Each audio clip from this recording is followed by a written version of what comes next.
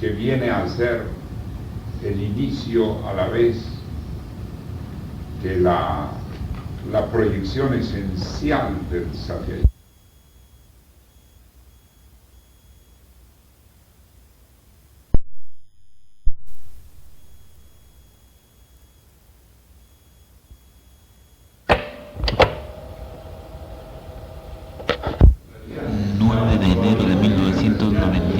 San Juan, Argentina. Enseñanza diaria por el venerable Sataraj, rector de los colegios iniciáticos, doctor David Juan Ferriz Olivares. Si los hermanos tienen preguntas, sea del antenaje, sea de algún otro tema, tiene la palabra la hermana Iñando Rizagudelo de Bogotá. Gracias. Me gustaría que usted continuara con la enseñanza que estaba haciendo acerca de la literatura, acerca de la iniciación en crisis, ese recuento histórico que estaba haciendo, que mencionó lo de Clerecía y Juglaría, que no se terminó. Usted dijo que continuaba después, que estaba como el cuento de Cherizada.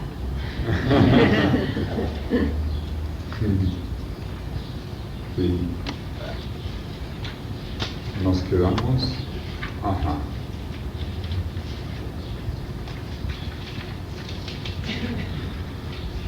Pero nos quedamos en qué parte. Iba a comenzar a hablar acerca de lo que ha tenido en cuenta su vida maestro para comenzar su literatura. Ajá.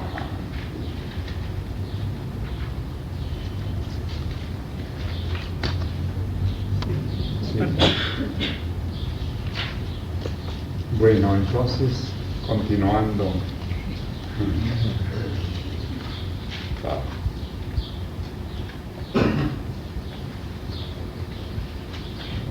Evidentemente, ante ese panorama que hemos descrito, que hemos planteado, de lo que es la literatura, como quedó fundamentalmente en la era de Piscis, influida por las circunstancias que hemos descrito un poco largamente. Resulta que el maestre, al mencionar algunas fuentes, tomó indudablemente en cuenta aquellas fuentes que pudieran ser mucho más directas. Pero hubo algunos casos en que, por ejemplo, ante la aparición de 150 tarots, cuando se trató de buscar el arcano 22, el arcano 22 de los misterios mayores, nos encontramos con que era en el libro de Papos, era Papos el que se había preocupado de conservarlo. Por lo tanto, entre los cientos de referencias que puede haber sobre el tal, no tratándose de las propias referencias del Sublime Maestro, está, por ejemplo, un autor. Esta proporción nos dice de la dificultad de elegir literatura de la era de Piscis. Por ejemplo, en el caso de Madame Blavatsky, ella fundó en 1865 la Sociedad Teosófica en Londres con el Orfeo, pero ella fundamentalmente seguía una norma de mediunidad unida a buscar algunas referencias bibliográficas de la India, puesto que Inglaterra, con el dominio que tuvo la India, y que naturalmente hay que reconocer que Inglaterra siempre ha tenido un especial esmero en las investigaciones de todo aquello que ella, de todo aquel territorio que ella ha dominado, y que hay magníficas enciclopedias al respecto, comenzando por la británica. Entonces, Madame Blavatsky entera con sus obras al mundo occidental de algunos puntos del esoterismo de la India, pero con un nivel conciencial muy lejos de tener un nivel inicial. ¿Qué ocurre? Que los colegios y los centros de maestros estaban demasiado ocultos y por lo tanto autores como Madame Blavatsky no llegó a tener un contacto con el centro de maestros. Con respecto a los títulos que se usaban por parte de centros de maestros con los iniciados que entraban en misión pública en las cortes, como son el título de conde de San Germán, príncipe Rakowski y algún otro de Transilvania que no recuerdo, resulta que se le ha dado unas interpretaciones un poco curiosas. No sé si llamarlas curiosas, pero ya las llamé curiosas.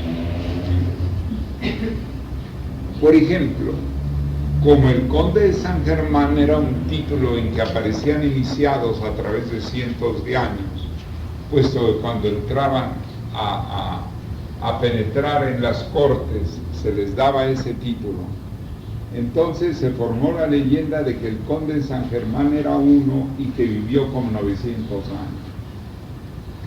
Entonces inmediatamente lo tomaron los espiritistas para invocar el espíritu del conde de San Germán que había vivido 900 años. Y de allí ha surgido 2 o 3 instituciones que en el fondo son espíritas y que hablan del conde de San Germán, sin que ello tenga un contenido ni mucho menos profundo de lo que corresponde a un centro de maestros. Yo diría que nada más para dar esos ejemplos tendríamos que decir que se necesita una lupa mucho más grande de la que nosotros usamos para buscar una literatura que sea adecuada. Por otra parte, hubo 2 corrientes en la Iglesia Católica. Una, la de los que sabiendo esoterismo usaban los términos de la Iglesia Católica y en cierto modo, podían tener algún contacto con algún centro de maestros como el Dante Alighieri. Entonces, todos los saturaban tanto de los valores de la Iglesia Católica, que entonces uno tiene que hurgar entre esos valores religiosos, teológicos, estar sacando con pinzas lo que puede ser de fondo inicial. Estuvo mucho más claro Goethe, el portentoso escritor y poeta alemán, que con su Fausto él extrajo dentro de lo posible una serie de valores para la historia de Fausto y de Mefistófeles. En cierto modo ha habido algunos autores, claro, en el caso del Fausto de Mefistófeles, por su profundidad y por un sentido mucho más directo con la fuente. Parece que Goethe tenía bastante apertura al esoterismo. Entonces, él hizo una obra grandiosa en el Fausto, que probablemente ustedes hayan visto en la ópera o hayan leído en alguna de sus traducciones. Pero claro que presenta al maestro de Fausto sumergido naturalmente en las circunstancias de la era anterior. Mefistófeles resulta nada menos que el diablo. Entonces, resulta que aquel sagaz, inteligente y maravilloso maestro que era Mefistófeles, resulta que es una representación infernal. Entonces, se encuentra la influencia de la época, muy diferente a la época de los Upanishads, cuando precisamente el demonio Avarana era el demonio de la ignorancia y no de la sagacidad. Entonces tenemos aquí uno de los valores invertidos de la era de Piscis, que en lo anterior el sentido del demonio lo llevaba a la ignorancia, en la era de Aries. Y en cambio en la era de Piscis, como los ángeles eran ingenuos, el demonio era sagaz, con lo cual era una reprobación ya infernal de la sagacidad y de la sabiduría.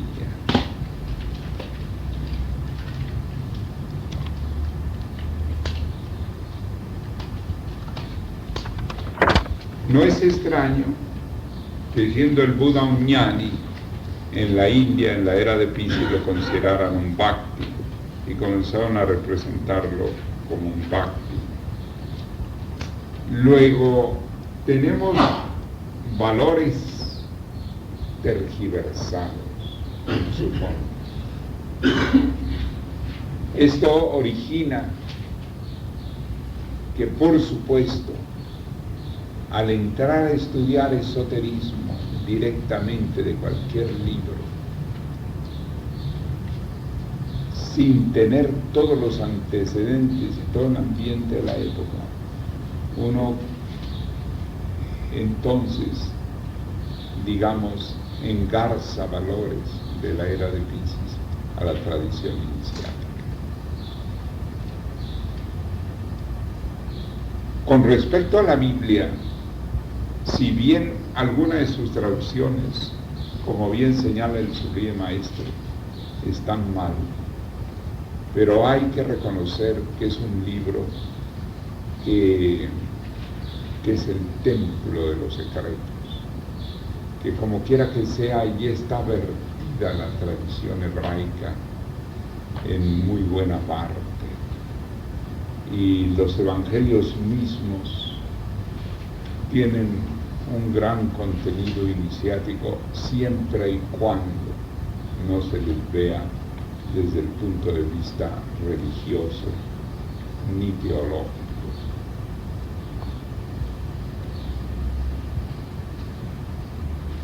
Yo quisiera llegar a una cierta conclusión. Para el esoterismo de la era anterior,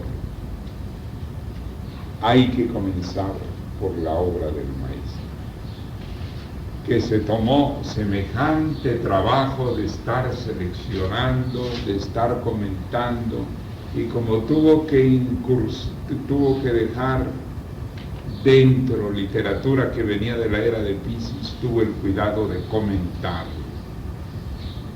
Entonces, el Sublime Maestre no solamente es en ese sentido el iluminador de la nueva era, sino es también quien nos ayuda grandemente a seleccionar un poco mejor Y digo un poco mejor porque luego también sería el trabajo de nosotros de ver esa literatura de la era de Piscis y ahí estar extrayendo de la madeja. Por lo tanto, es la literatura del maestre la clave, pero tenemos que agregar algo. El maestre también menciona otros autores que no son esotéricos, que son científicos, que son literarios como Rainer Maria Rilke, o que son filosóficos como Jaspers y Kierkegaard, o que son autores de la UNESCO. Alexis Carrel, el médico, el autor de La incógnita del hombre. Es interesante que allí encuentra el maestre una literatura más diáfana para la nueva era en la parte científico-filosófica. Una literatura más diáfana y más de tomarse en cuenta para la nueva era, salvando, por supuesto, los conceptos que corresponden a una forma más adecuada para la nueva era. Por ejemplo, cuando el maestre menciona a Descartes, tiene que opinar que se aparta de Descartes por su duda metódica y por la parte correspondiente a la parte, digamos, geométrica y de teoremas que él trataba de enfocar.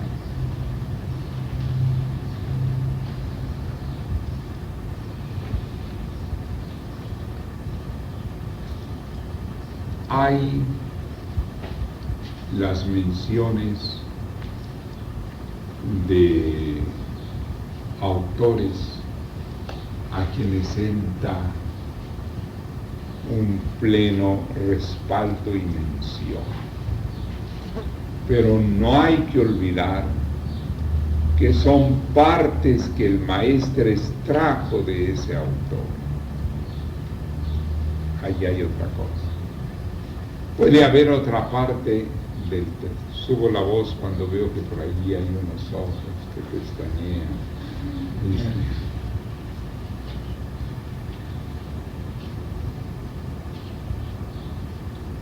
Entonces, ¿cómo diríamos? Yo no quisiera decirles a ustedes una conclusión que pareciera demasiado radical y ni mucho menos dogmática, porque yo quiero decirles que yo formo parte de la Federación Latinoamericana de Escritores y que siempre tengo mucho interés en ver muchas obras.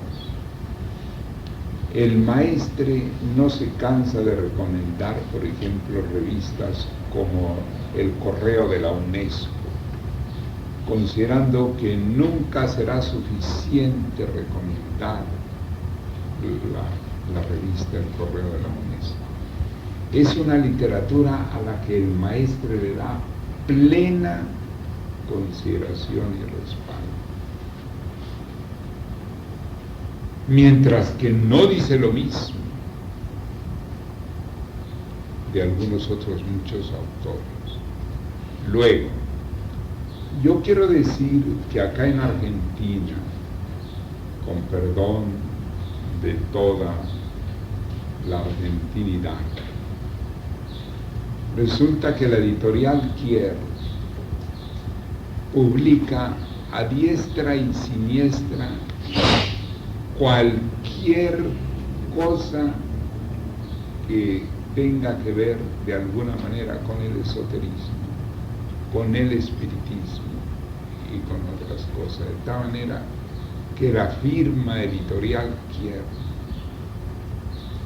respetando que hay obras interesantes como las de Lao Tse y algunos otros autores, uno también se pierde en un dédalo.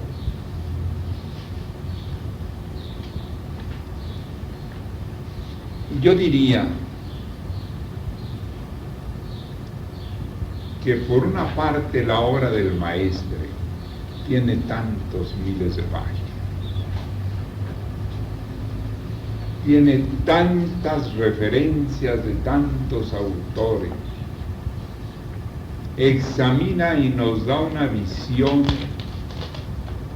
¿por qué no decirlo enciclopédica?, del acopio de la verdad. Yo sería partidario de que sin que ello constituya un dogmatismo ni una exclusión de ver otros autores,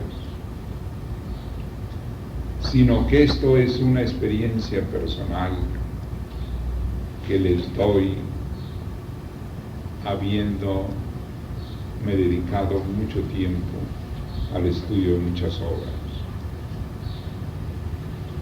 Yo creo que hay que dedicarse a la obra del maestro y de la literatura de exégesis que tenemos. También la literatura del éxodo, del reajustamiento del apóstol del saber, porque corresponde nuestros idearios, Raúl Amar, nuestros idearios. Acá siempre les repito la palabra por donde vamos para que ellos más se reorienten.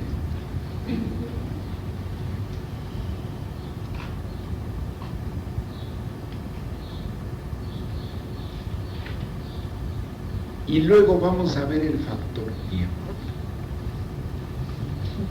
A veces nosotros tenemos una imagen de la cultura y de la bibliografía y de los libros, así un poco volumétrica. Pero vamos a ver qué tiempo contamos para estudiar. En el día es difícil, salvo de las personas que gozan de un ocio fuera de lo normal, que no son tantas en este mundo actual, y menos en nuestra América con su deuda externa e interna. Pero simplemente dedicarse una hora al día a la lectura o estudio, no todo el mundo lo puede. Pero vamos a imaginar que se dan el tiempo y que se levantan una hora más temprano en la mañana, cosa que en muchos casos yo lo pongo en una tela, no solamente de duda. Vamos a imaginar la literatura del maestro. Generalmente la lectura de una página sin revisar puede llevar perfectamente de 3 a 4 minutos mínimo. O sea, que suponiendo un promedio de 4 minutos, en una hora, suponiendo que la persona no despegue la vista, que no se interrumpa, que nada de nada, resulta que podría estudiar 15 páginas al día. Lamentablemente, es decir, leer 15 páginas al día. Lamentablemente la lectura se considera que no queda sino la 23ª parte de lo que uno lee. Primero porque las ideas en nuestro idioma tan rico que es el castellano están fundamentalmente hechas de los sustantivos. Si quieres cerrar.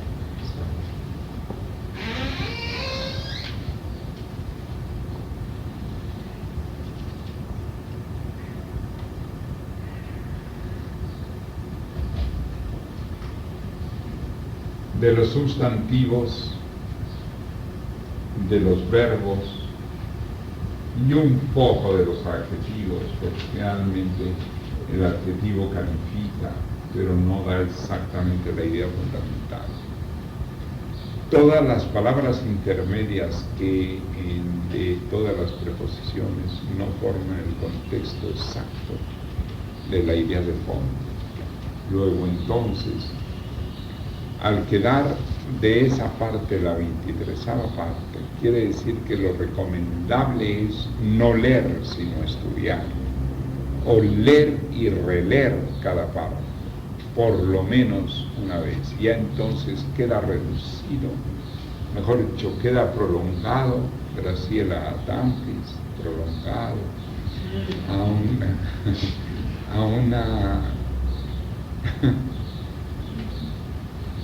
a por lo menos 5 o 6 minutos por página. En 5 o 6 minutos por página ya no pasan de ser 10 páginas al día. La literatura del maestre nada más en cuanto, suponiendo que diariamente se contara con 1 hora en esas condiciones, nada más los propósitos psicológicos son 2.500 páginas, más 1.200 entre los grandes mensajes y el yoga, que serían 3.700,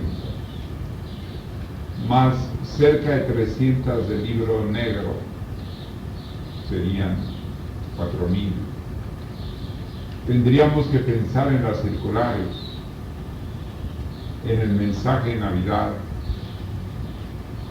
y ahora la literatura de exégesis, que me parece fundamental, el reajustamiento, es decir, son un mínimo de 6.000 páginas.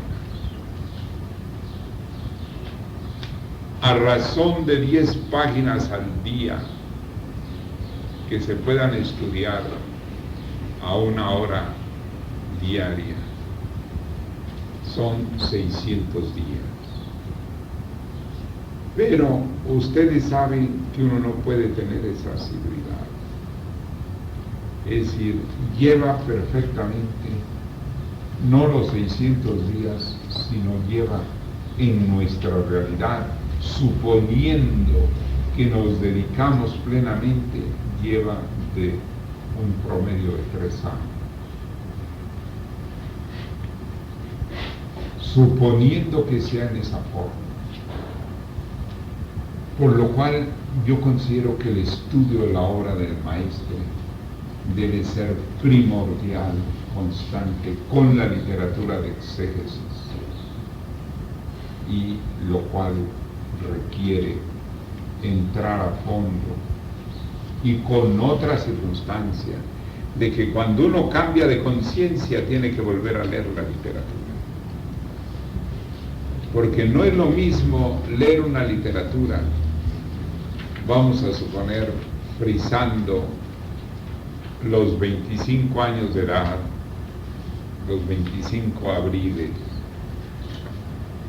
a cuando ya se cumplen 40, que son 15 años de otras experiencias, aparte de haber alcanzado grados iniciáticos, que implica, como ustedes se dan cuenta, otro mundo cada grado. Cada grado es como un universo. Entonces, tendría que haber una dedicación a la literatura del maestro que me parece que mínimo requiere unos 5 años. Ese es el criterio. Si a eso, suponiendo que lleváramos una disciplina de lectura como la que hemos dicho,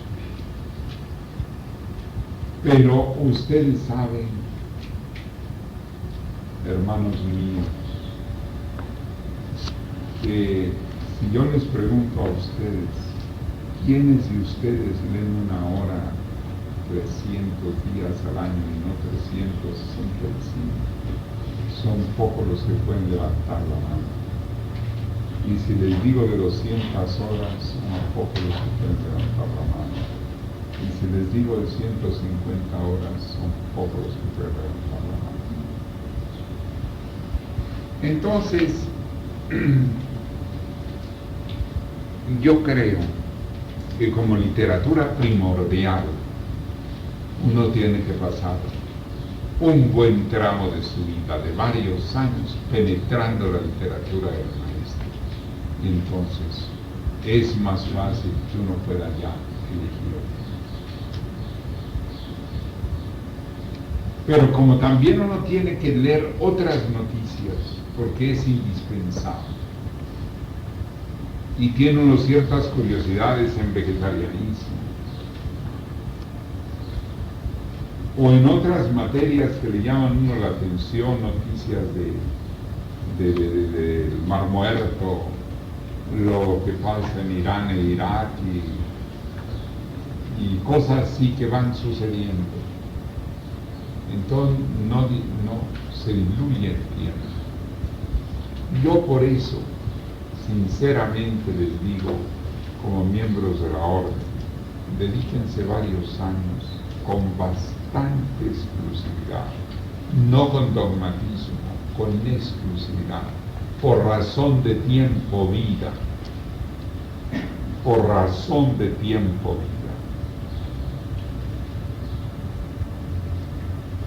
Y luego, ya si nos queremos meter al mare magnum de libros, pues hay que saber que simplemente cada año se editan 8 o 10 millones de libros. Por libros no faltan. Claro que también hay una práctica muy hermosa que es la de ir a la biblioteca. Esta es otra cuestión, les estoy hablando nada más en el caso de lectura estudiada. Pero si nosotros tenemos cierto espíritu de investigación, entonces ya es otra cosa. Si se ofrece nada más el dibujo de Ganesha,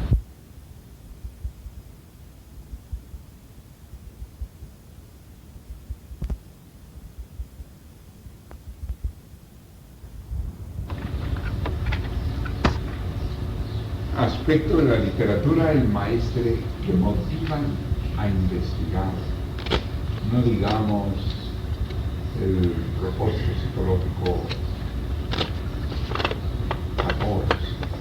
el misterio de Israel, sabiendo que la tradición hebraica es la base. Nada más para ver los comentarios de Rashi y el pensamiento de Maimónides, nada más de esos dos autores, sin ver todavía la Torah ni los libros de instrucción hebrea, ni lo que corresponde a ciertos planteamientos del pensamiento hebreo. Es un campo fascinante con libros así.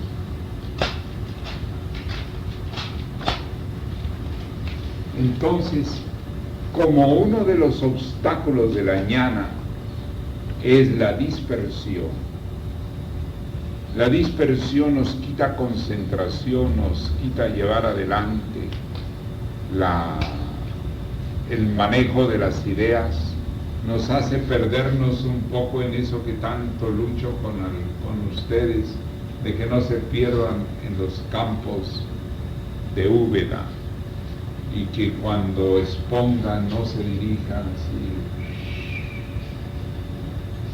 como si estuvieran en un columpio, sino que vayan directos al tema. Entonces, conclusión, lo más aconsejable es estudiar la literatura del maestro, la literatura de exégesis nuestra, investigar algunos de los puntos colateralmente,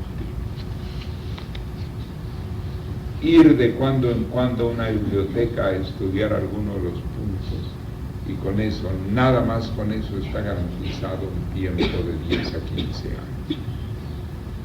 hablando del tiempo vida, hablando del tiempo de que disponemos en nuestra vida diaria. Otra asistencia que es indispensable es a la escuela preiniciática Los Queñanes, y vamos a tomar muy en cuenta en la rectoría y en la comisión de la rectoría la asistencia de los hermanos, porque eso es la base para conocer su capacitación.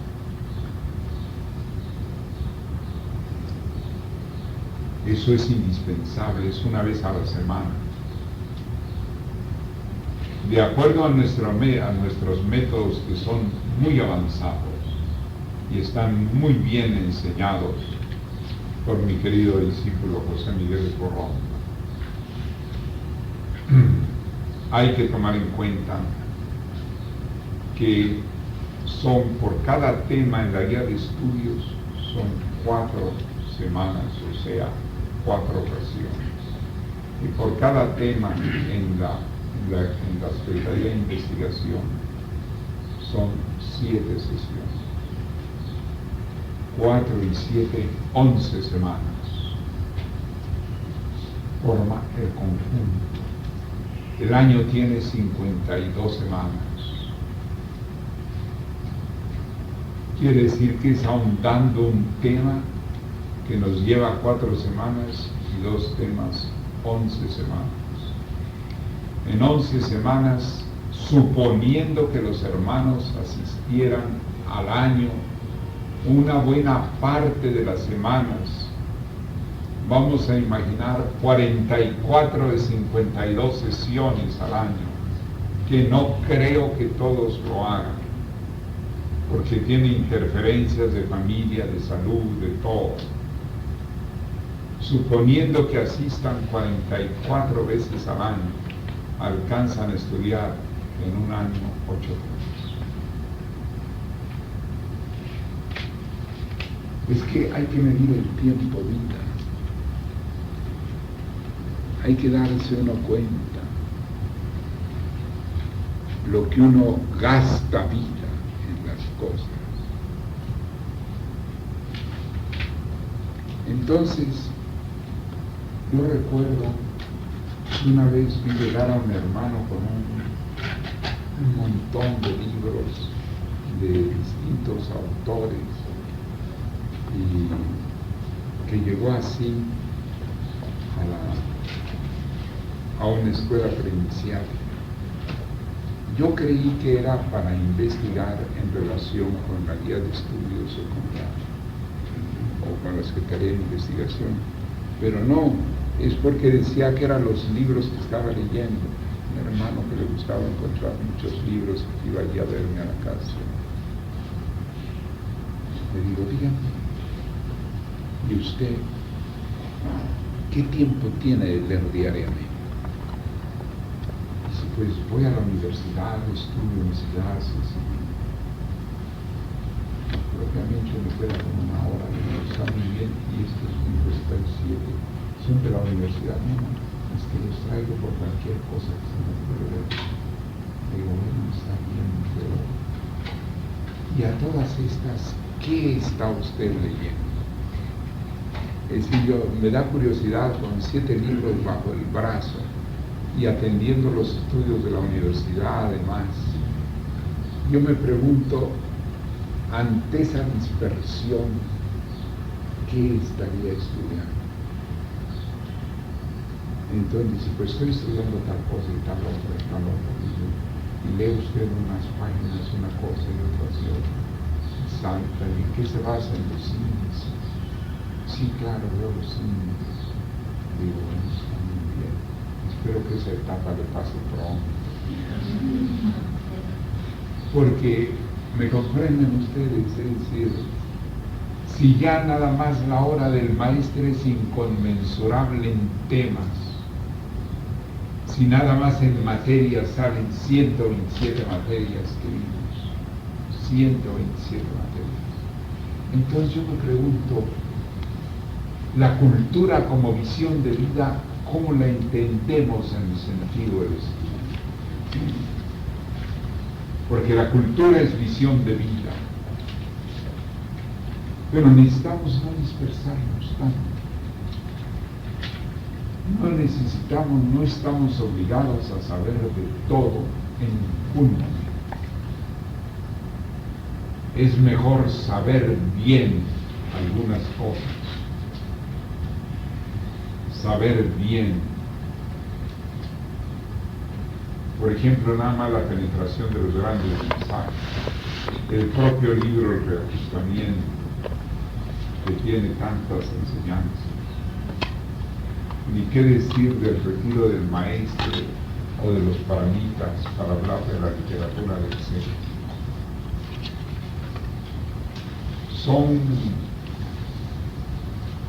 Y por supuesto, como lo dije el otro día, de ninguna manera nos pronunciamos en favor de la literatura, de la lectura veloz. Ese sistema de lectura veloz es algo así nada más como para ver archivos de registro público, y ni esos, porque los documentos legales tienen que verse con tanto cuidado. En otras palabras, yo quisiera llegar a una conclusión. Nosotros debemos tener muy claro nuestro tiempo, vida, de qué disponemos, para que en lo que estudiemos no nos dispersemos en mil cosas.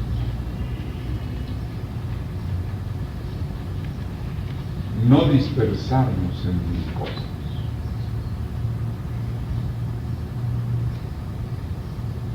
La dispersión es un obstáculo para la ñana. Nada más con estudiar la ñana, ya ustedes ven que es un universo. Nada más eso. Y eso está dentro del discipulado modelo. Ay, se me olvidaba nada menos que el discipulado modelo.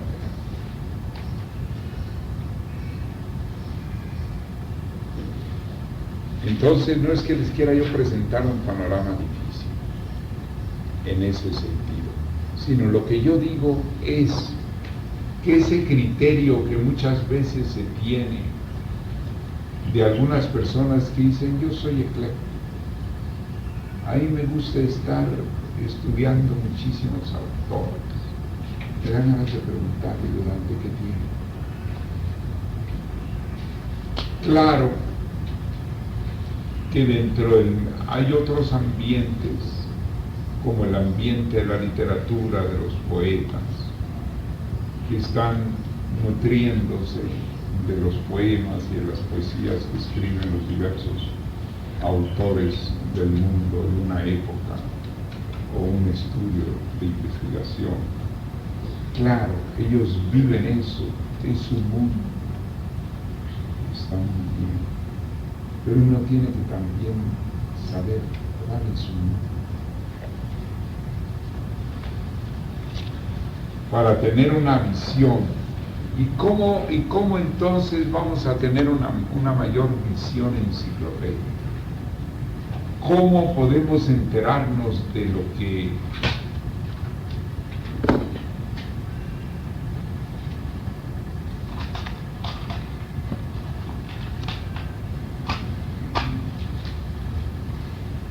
que se adelanta en el mundo para estar bien informado? Bueno, allí es como la cuadratura del círculo.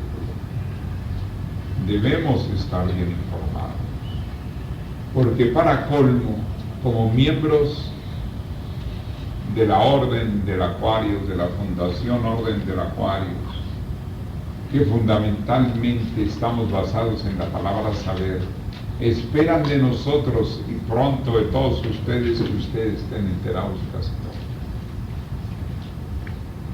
Al dar una conferencia, el público espera que el conferencista esté enterado de mil cosas.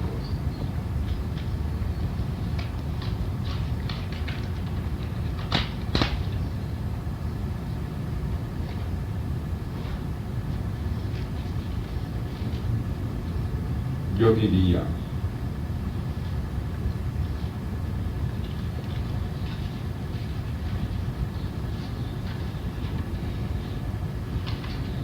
que la forma más adecuada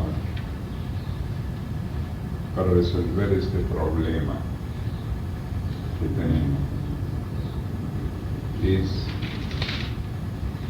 un poco aprovechar las noticias que nos llegan, interesarnos en tener un sentido primordial de lo que vamos a estudiar cuando no sean las materias de la hora. Un ejemplo.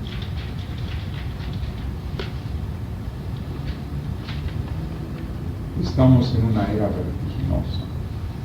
No podemos quedarnos tampoco en la literatura veloz, porque entonces no profundizamos nada. Pero sí elegir en ciertos momentos ciertas nociones de base de algo. Vamos a suponer que alguno de ustedes quiere saber lo del arte floral japonés, una materia que muchos no conocen. Entonces, acerca del ikebana japonés, uno no se va a comprar unos textos de este grueso, porque ahí se le van a ir uno los meses, sino conocer las principales escuelas de ikebana. Y también una gran ayuda es tener una enciclopedia o acudir hacia algunos temas a la biblioteca de cada para encontrarlos en la enciclopedia. Porque las enciclopedias, las buenas, como por ejemplo la Enciclopedia Británica y algunas otras así grandes, le ofrecen a uno una micropedia, o sea, una parte para ver en micro un tema y dirigirse a otras páginas para verla en grande. Yo diría que uno tiene que tener un sentido de investigación muy seleccionado. Si uno no puede tener una biblioteca, una enciclopedia en casa, de primer orden, actualizada, que no sea nada más de ciencia, que no sea nada más, sino que tenga historia, que tenga humanismo, que tenga todo ello, uno puede ir a las bibliotecas y ver los temas que a uno le interesan, y en un par de horas queda uno. ¿Quiénes están viviendo? Levanten la mano.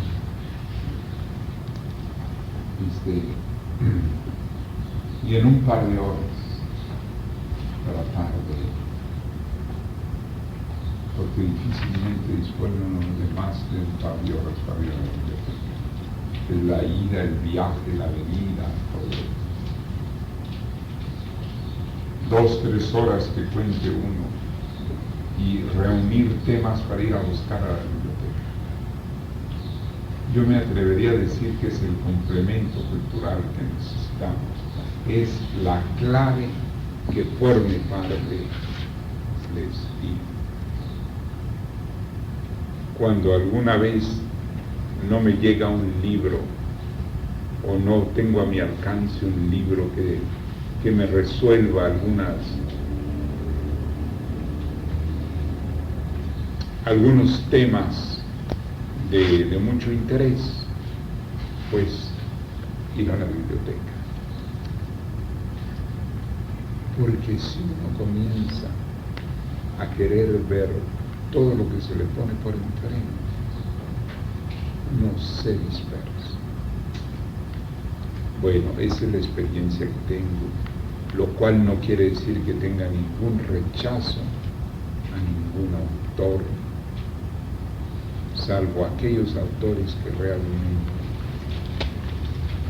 no tienen ningún interés.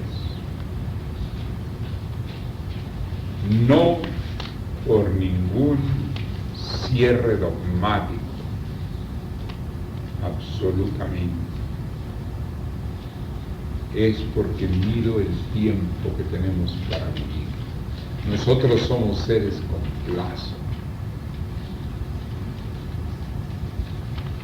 Somos seres que tenemos plazo para el día, plazo para la semana, plazo para los meses, plazo para el año, plazo para la vida. Tenemos que luchar por la supervivencia, tenemos que estudiar cosas para nuestra salud, tenemos que estudiar cosas para temas, para nuestra alimentación, tenemos que estar bien informados dentro de lo posible de las enfermedades que nos aparecen a nosotros y de las enfermedades que le aparecen, en mi caso, a mis discípulos o a la familia. Necesitamos nosotros también resolver, saber de urgencia cosas de las que no debemos ignorar. Si nos enfermamos de algo, tenemos que saber qué es la enfermedad, qué la predispone, qué la evita, qué debemos dejar de comer, qué debemos procurar comer, en fin, o sean los conocimientos de emergencia que necesitamos, porque no debemos solo ser del tipo de pacientes que llegan al consultorio, salen de ahí con un récipe, con una receta, llegan a la farmacia y punto, si se aliviaron, qué bueno. Y no saben ni qué los enfermó, ni qué predisposición tienen. Por lo tanto, hay una serie de imperativos de conocimiento. Tenemos una lucha frente a la supervivencia. Si ustedes quieren vivir 90 años, tienen que saber luchar por su supervivencia. Ya no quiero repetirles lo de las harinas y de los dulces y de todo eso, porque no quiero ser chocante.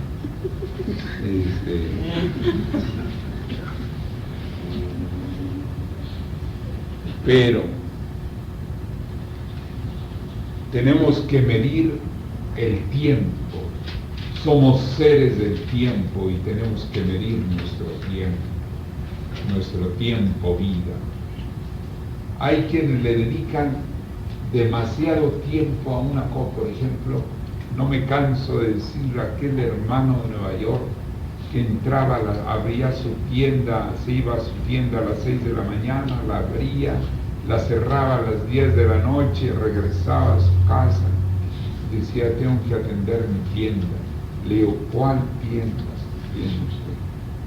Mi tienda, maestro, pero esa tienda no es suya.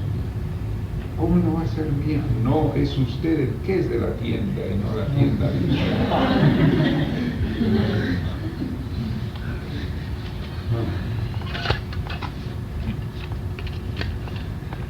También esas parejas que tienen su etapa de ultrarromanticismo y que está muy bien el ultrarromanticismo y están en la avenida de las eras. Acá en Mendoza yo me recreaba mirando las parejas como iban nariz con nariz caminando ahí. No veían ni el poste ni nada, eso lo saben mis hermanos mendocinos, que eso no sé si todavía esté vigente, pero en 1970 que vine yo me quedaba lelo, porque decía, bueno, pero esto yo no recuerdo ni en México ni en ninguna parte. Qué barbaridad, los argentinos sí que son románticos, ya no de chic to chic, sino de nariz con nariz. Qué barbaridad. Y luego para llegar a los 6 meses disgustarse y decirse los tangos ahí. Entonces yo no es que esté de ninguna manera en contra del romanticismo, me parece encantador, pero con tiempo, tomando en cuenta el tiempo vida. Por ejemplo, aquel hermano que cogió el teléfono de Panamá para hablarle a un hermano y quedó debiendo $700.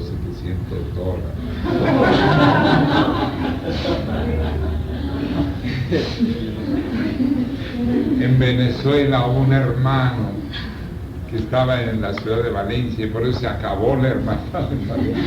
Se acabó. Ahí se acabó lo que había, porque resulta que le dio un flechazo, un tiro de esos flechazos inclementes. Y entonces cogía todas las noches el teléfono y los meses que estuvo allí hablaba. Y cuando se acumuló la cuenta, ustedes deben suponerse la indignación de la hermandad y todo.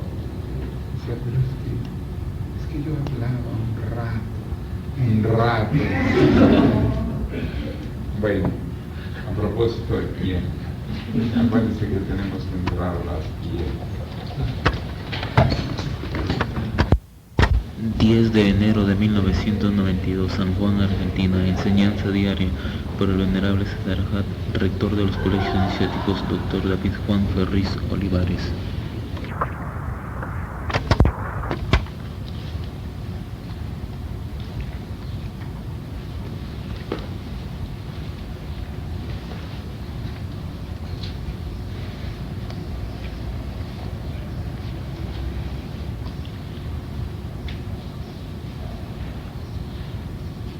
Nos hemos ubicado en el grado iniciático al cual ustedes están teniendo acceso de vida. Es decir, el gran arcano indica ser por la providencia de Dios, luz, movimiento, creación. Pero dice primero ser. Ser quiere decir ubicarse plenamente en aquella parte del gran arcano que nos corresponde estar situados. El Geñán entra a ser parte de la orden y entra a ser Geñán como un plano iniciático, como un plano de vida, como un plano de existencia, entendiendo por existencia que se refleje más allá de sí lo que él es.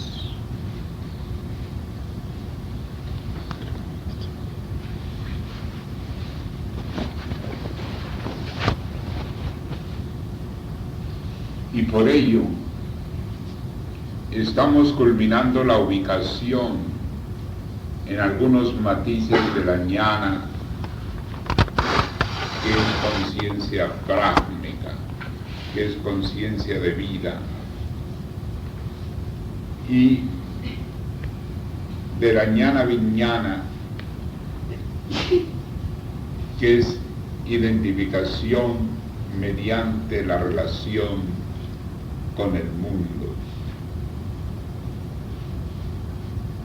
Generalmente la noción de la espiritualidad en la era de Piscis era el aislamiento, la abstención, la reclusión, el considerar que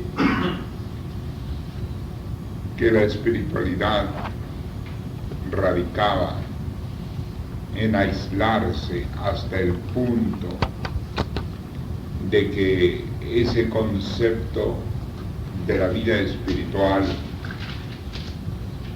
cambia con un ropaje hasta ahora desconocido, como decía el maestro, puesto que estudiando cosmobiológicamente sabemos que en Piscis termina el período de los signos de oscuridad, de la predominancia de los iniciados del norte, cuyo solsticio fundamental es la mayor noche del año, y pasa a ser 6 eras del Satya Yuga, o sea, de la edad de luz, que corresponde al sur, donde el solsticio es el día más grande del año, es decir, la luz predominante en el sur. Claro que respecto a este fenómeno mucho hay que decir, porque inclusive en la parte donde predomina, digamos, la noche, tiempo de oscuridad, tiempo de barro, Kali Yuga, tiempo de barro, es donde el Ártico es más pequeño, y es curioso que acá en el sur, donde es tiempo de luz, es donde el polo es mucho más grande, y ello nos lleva a una serie de investigaciones muy interesantes de lo que corresponde a esta parte de la Tierra, que es la que tiene menor grosor en continentes.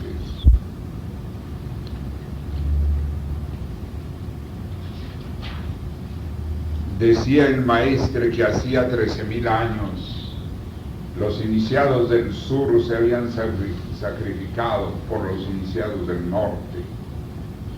El zodíaco mismo está calculado de acuerdo a las estaciones del norte, ya que el 21 de marzo es primavera, pero en el hemisferio sur corresponde al otoño.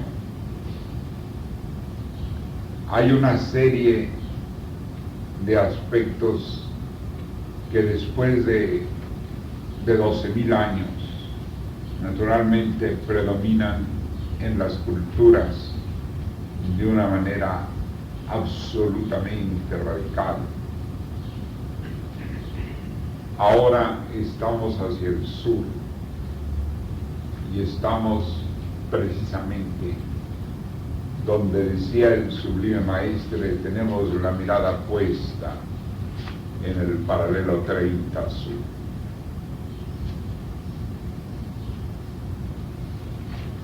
Viene también la ñana, que propiamente no había podido predominar en toda su plenitud, en todo el Kali Yuga, puesto que aún en la era de Aries, donde ha tenido como un excelente expositor a Siddhartha Gautama el Buda, en cuanto llegó la era de Piscis comenzaron a mirarlo como un bhakti, como un devoto.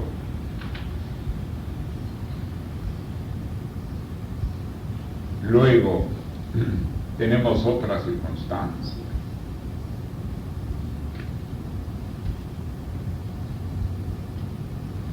La ñana